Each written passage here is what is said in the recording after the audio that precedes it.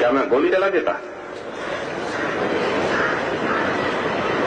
NIC की meeting में मैं स्पष्ट किया था कि गोली नहीं चलाऊंगा, गोली नहीं चलाऊंगा, गोली नहीं चलाऊंगा।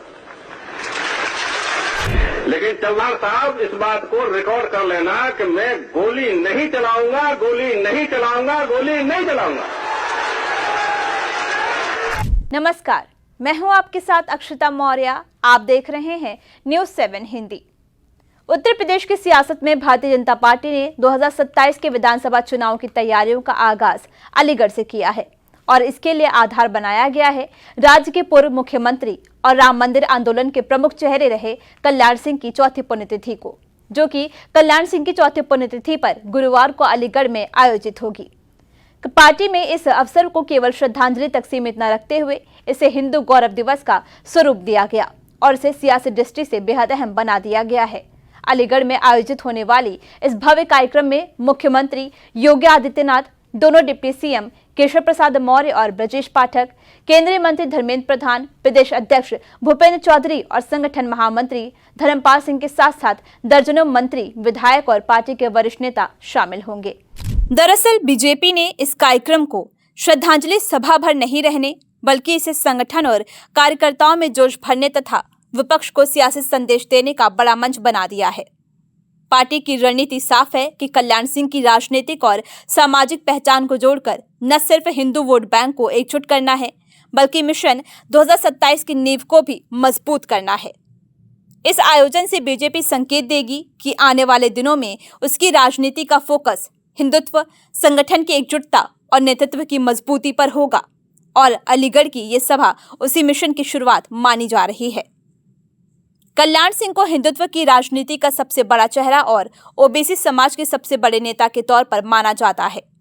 उनके कार्यकाल में ही 1992 में बाबरी मस्जिद का ढांचा गिरा और उन्होंने सत्ता की कुर्बानी देकर खुद को हिंदुत्व के प्रतीक के रूप में स्थापित किया। यही नहीं, वे पहले ऐसे मुख्यमंत्री थे जिन्होंने बीजेपी की ब्राह्मण, ठाकुर, बनिया वाली छवि को बदलते हुए ओबीसी समाज को पार्टी से जोड़ने का काम किया। लोधी समुदाय से आने वाले कल्याण सिंह ने गुड गवर्नेंस और हिंदुत्व दोनों के सहारे बीजेपी का जनाधार बढ़ाया और उन्हें ओबीसी राजनीति का बड़ा चेहरा बना दिया।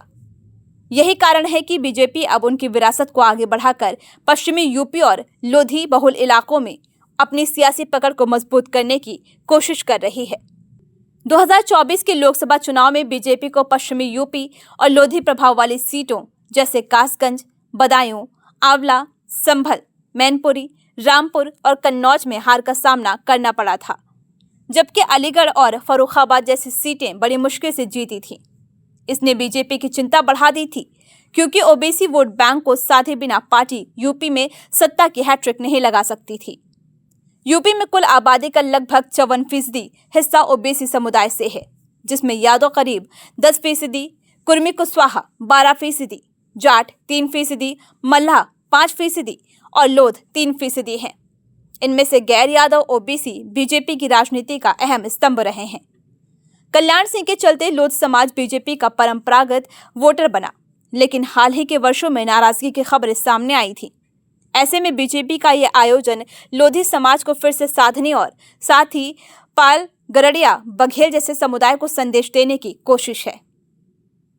बीजेपी जानती है कि 2027 के चुनाव में सपा और कांग्रेस पीडीए फॉर्मूले के सहारे मुकाबला करने की तैयारी कर रहे हैं। 2024 में ये फॉर्मूला बीजेपी को कई सीटों पर भारी पड़ा और गैर यादव ओबीसी वोटरों का बड़ा हिस्सा सपा के पाले में गया। अब बीजेपी कल्याण सिंह की पुण्यतिथि को हिंदू गौरव दिवस बनाकर न सिर्फ हिंदुत्व का एजेंडा धार देने बल्कि ओबीसी समाज को ये संदेश देने में जुटी है कि पार्टी उनके सम्मान और राजनीतिक प्रतिनिधित्व के लिए गंभीर है।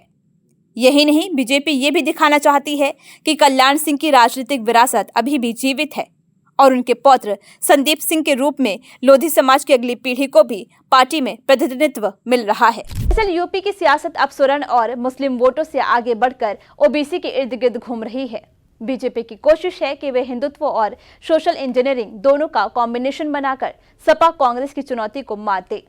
कल्याण सिंह का नाम बीजेपी के लिए इसलिए भी अहम है क्योंकि वे ही पहले नेता थे जिन्होंने मंडल बनाम कमंडल की राजनीति में पार्टी को जीत का रास्ता दिखाया था। यही वजह है कि अलीगढ़ से उठी ये सियासी गूंज सिर्फ श्रद्धांजलि सभा नहीं बल्कि बीजेपी के लिए मिशन 2027 की शुरुआती बिगुल है। अब देखने वाली बात यह होगी कि क्या योगी आदित्यनाथ की ये सियासी एक्सरसाइज और कल्याण सिंह की विरासत के सहारे बीजेपी वाकई यूपी में सत्ता की हैट्रिक लगाने में सफल होगी या फिर सपा कांग्रेस के पीडीएफ फॉर्मूला पार्टी की राह में रोड़ा साबित होगा। फिलहाल इस खबर में बस इतना ही। बने रहिए न्यूज़ 7 हिंदी के साथ।